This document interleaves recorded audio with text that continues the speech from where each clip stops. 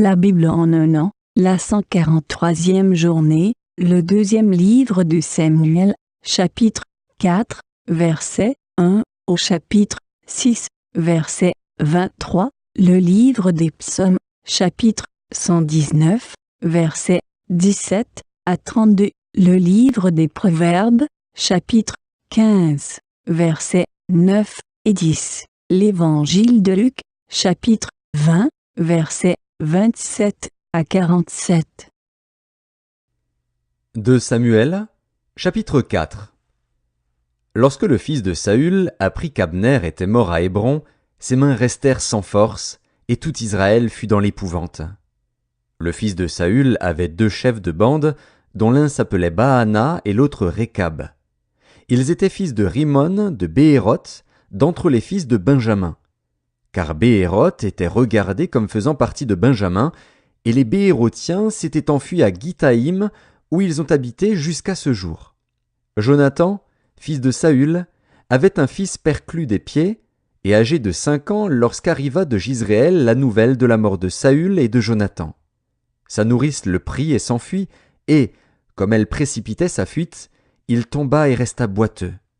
Son nom était Méphibosheth. Or les fils de Rimon de Béhéroth, Récab et Baana, se rendirent pendant la chaleur du jour à la maison d'Ish-Bosheth, qui était couché pour son repos de midi. Ils pénétrèrent jusqu'au milieu de la maison, comme pour prendre du froment, et ils le frappèrent au ventre. Puis Récab et Baana, son frère, se sauvèrent. Ils entrèrent donc dans la maison pendant qu'il reposait sur son lit dans sa chambre à coucher.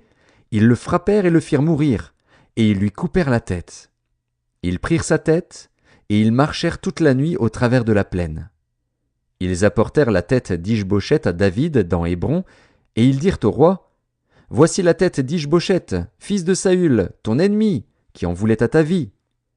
L'Éternel venge aujourd'hui le roi mon seigneur de Saül et de sa race. » David répondit à Récab et à Baana, son frère, fils de Rimon de Béhéroth, « L'Éternel qui m'a délivré de tout péril est vivant. Celui qui est venu me dire, « Voici, Saül est mort, et qui croyait m'annoncer une bonne nouvelle, je l'ai fait saisir et tuer à Tsiklag pour lui donner le salaire de son message. Et quand des méchants ont assassiné un homme juste dans sa maison et sur sa couche, combien plus ne redemanderai-je pas son sang de vos mains et ne vous exterminerai-je pas de la terre ?» Et David ordonna à ses gens de les tuer. Ils leur coupèrent les mains et les pieds et les pendirent au bord de l'étang d'Hébron. Ils prirent ensuite la tête d'Ish-Bosheth et l'enterrèrent dans le sépulcre d'Abner à Hébron. 2 Samuel, chapitre 5. Toutes les tribus d'Israël vinrent auprès de David, à Hébron, et dirent, « Voici, nous sommes tes os et ta chair. Autrefois déjà, lorsque Saül était notre roi, c'était toi qui conduisais et qui ramenais Israël. L'Éternel t'a dit, tu paîtras mon peuple d'Israël, et tu seras le chef d'Israël. » Ainsi tous les anciens d'Israël vinrent auprès du roi à Hébron, et le roi David fit alliance avec eux à Hébron, devant l'Éternel. Ils oignirent David pour roi sur Israël. David était âgé de 30 ans lorsqu'il devint roi, et il régna 40 ans. À Hébron, il régna sur Juda 7 ans et 6 mois, et à Jérusalem, il régna 33 ans sur tout Israël et Juda. Le roi marcha avec ses gens sur Jérusalem contre les Jébusiens, habitants du pays. Ils dirent à David, « Tu n'entreras point ici, car les aveugles même et les boiteux te repousseront. » Ce qui voulait dire, « David n'entrera point ici. » Mais David s'empara de la forteresse de Sion. C'est la cité de David. David avait dit en ce jour, « Quiconque battra les Jébusiens et atteindra le canal, quiconque frappera ces boiteux et ces aveugles qui sont les ennemis de David. » C'est pourquoi l'on dit, « L'aveugle et le boiteux n'entreront point dans la maison. » David s'établit dans la forteresse, qu'il appela cité de David. Il fit de tous côtés des constructions, en dehors et en dedans de Millo. David devenait de plus en plus grand, et l'Éternel, le Dieu des armées, était avec lui. Hiram, roi de Tyr, envoya des messagers à David, et du bois de cèdre, et des charpentiers et des tailleurs de pierre, qui bâtirent une maison pour David. David reconnut que l'Éternel l'affermissait comme roi d'Israël, et qu'il élevait son royaume à cause de son peuple d'Israël. David prit encore des concubines et des femmes de Jérusalem, après qu'il fut venu d'Hébron, et il lui naquit encore des fils et des filles. Voici les noms de ceux qui lui naquirent à Jérusalem: Shamua, Shobab, Nathan, Salomon, Jibar, Élishua, Népheg, Japhia, Élishama, Eliada et Éliphélet. Les Philistins apprirent qu'on avait oint David pour roi sur Israël, et ils montèrent tous à sa recherche. David, qui en fut informé, descendit à la forteresse. Les Philistins arrivèrent et se répandirent dans la vallée des Réphaïm. David consulta l'Éternel en disant: Monterai-je contre les Philistins? Les livreras-tu entre mes mains? Et l'Éternel dit à David: Monte, car je livrerai les Philistins entre tes mains. David vint à Baal-Pératsim, où il les battit. Puis il dit: L'Éternel a dispersé mes ennemis devant moi, comme des eaux qui s'écoulent. C'est pourquoi l'on a donné à ce lieu le nom de Baal-Pératsim. Ils laissèrent là leurs idoles, et David et ses gens les emportèrent. Les Philistins montèrent de nouveau, et se répandirent dans la vallée des Réphaïm. David consulta l'Éternel, et l'Éternel dit: Tu ne monteras pas. Tourne-les par derrière, et tu arriveras sur eux vis-à-vis des mûriers. Quand tu entendras un bruit de pas dans les cimes des mûriers, alors hâte-toi, car c'est l'Éternel qui marche devant toi pour battre l'armée des Philistins. David fit ce que l'Éternel lui avait ordonné, et il battit les Philistins depuis Géba jusqu'à Gézer. 2 Samuel, chapitre 6. David rassembla encore toute l'élite d'Israël, au nombre de 30 000 hommes. Et David, avec tout le peuple qui était auprès de lui, se mit en marche depuis Baal et Juda, pour faire monter de là l'arche de Dieu, devant laquelle est invoqué le nom de l'Éternel des armées qui réside entre les chérubins au-dessus de l'arche. Ils mirent sur un char neuf l'arche de Dieu, et l'emportèrent de la maison d'Abinadab sur la colline. Uza et Ashjo, fils d'Abinadab, conduisaient le char neuf. Ils l'emportèrent donc de la maison d'Abinadab sur la colline. Uza marchait à côté de l'arche de Dieu, et Ashjo allait devant l'arche. David et toute la maison d'Israël jouaient devant l'Éternel de toutes sortes d'instruments de bois de cyprès, des harpes, des luths, des tambourins, des sistres et des cymbales. Lorsqu'ils furent arrivés à l'ère de Nakon, Uza étendit la main vers l'arche de Dieu et la saisit, parce que les bœufs la faisaient pencher. La colère de l'Éternel s'enflamma contre Uza, et Dieu le frappa sur place à cause de sa faute. Uza mourut là, près de l'arche de Dieu. David fut irrité de ce que l'Éternel avait frappé Uza d'un tel châtiment, et ce lieu a été appelé jusqu'à ce jour Péretz Uza. David eut peur de l'Éternel en ce jour-là, et il dit: Comment l'arche de l'Éternel entrerait-elle chez moi? Il ne voulut pas retirer l'arche de l'Éternel chez lui dans la cité de David, et il la fit conduire dans la maison d'Obed-Édom de Gath. L'arche de l'Éternel resta 3 mois dans la maison d'Obed-Édom de Gath, et l'Éternel bénit Obed-Édom et toute sa maison. On vint dire au roi David: L'Éternel a béni la maison d'Obed-Édom et tout ce qui est à lui à cause de l'arche de Dieu. Et David se mit en route, et il fit monter l'arche de Dieu depuis la maison d'Obed-Édom jusqu'à la cité de David, au milieu des réjouissances.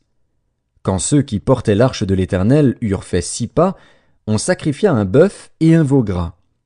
David dansait de toute sa force devant l'Éternel, et il était ceint d'un éphod de lin. David et toute la maison d'Israël firent monter l'arche de l'Éternel avec des cris de joie et au son des trompettes. Comme l'arche de l'Éternel entrait dans la cité de David, Michal, fille de Saül, regardait par la fenêtre, et, voyant le roi David sauter et danser devant l'Éternel, elle le méprisa dans son cœur. Après qu'on eut amené l'arche de l'Éternel, on la mit à sa place au milieu de la tente que David avait dressée pour elle. Et David offrit devant l'Éternel des holocaustes et des sacrifices d'action de grâce. Quand David eut achevé d'offrir les holocaustes et les sacrifices d'action de grâce, il bénit le peuple au nom de l'Éternel des armées. Puis il distribua à tout le peuple, à toute la multitude d'Israël, hommes et femmes, à chacun un pain, une portion de viande et un gâteau de raisin. Et tout le peuple s'en alla, chacun dans sa maison. David s'en retourna pour bénir sa maison, et Michal, fille de Saül, sortit à sa rencontre. Elle dit « Quel honneur aujourd'hui pour le roi d'Israël de s'être découvert aux yeux des servantes de ses serviteurs, comme se découvrirait un homme de rien !» David répondit à Michal « C'est devant l'Éternel, qui m'a choisi de préférence à ton père et à toute sa maison pour m'établir chef sur le peuple de l'Éternel, sur Israël, c'est devant l'Éternel que j'ai dansé. Je veux paraître encore plus vil que cela et m'abaisser à mes propres yeux. Néanmoins je serai en honneur auprès des servantes dont tu parles. » Or Michal, fille de Saül, n'eut point d'enfant jusqu'au jour de sa mort. Psaume 119. Fais du bien à ton serviteur pour que je vive et que j'observe ta parole. Ouvre mes yeux pour que je contemple les merveilles de ta loi. Je suis un étranger sur la terre, ne me cache pas tes commandements. Mon âme est brisée par le désir qui toujours la porte vers tes lois. Tu menaces les orgueilleux, ces maudits qui s'égarent loin de tes commandements. Décharge-moi de l'opprobre et du mépris, car j'observe tes préceptes.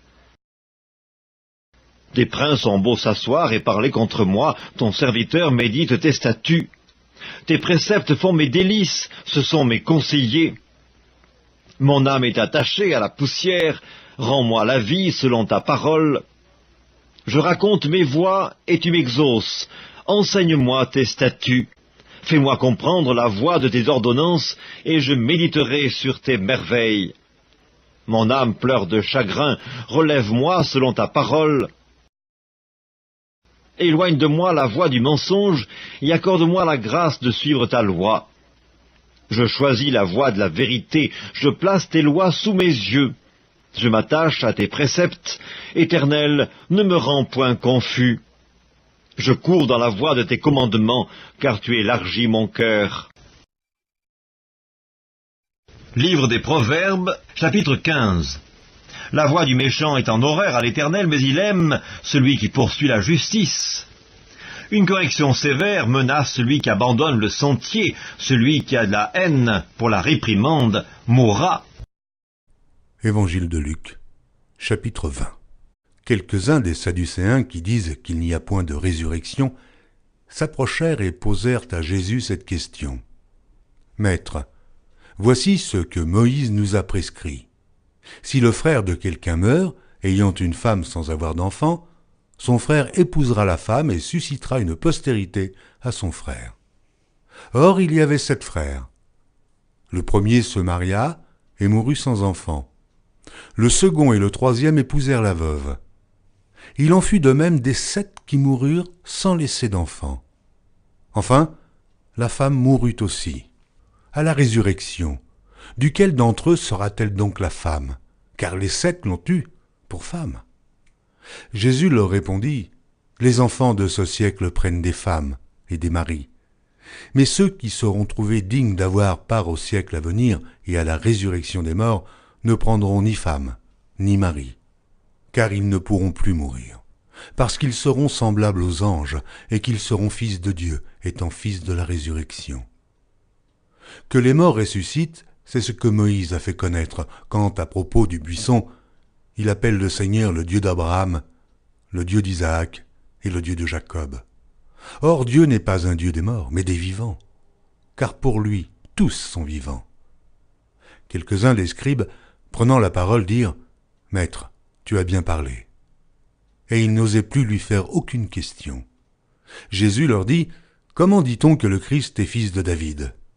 David lui-même dit dans le livre des psaumes « Le Seigneur a dit à mon Seigneur, assieds-toi à ma droite, jusqu'à ce que je fasse de tes ennemis ton marchepied. » David donc l'appelle Seigneur.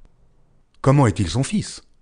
Tandis que tout le peuple l'écoutait, il dit à ses disciples, « Gardez-vous des scribes, qui aiment à se promener en robe longue, et à être salués dans les places publiques, qui recherchent les premiers sièges dans les synagogues et les premières places dans les festins, qui dévorent les maisons des veuves et qui font pour l'apparence de longues prières.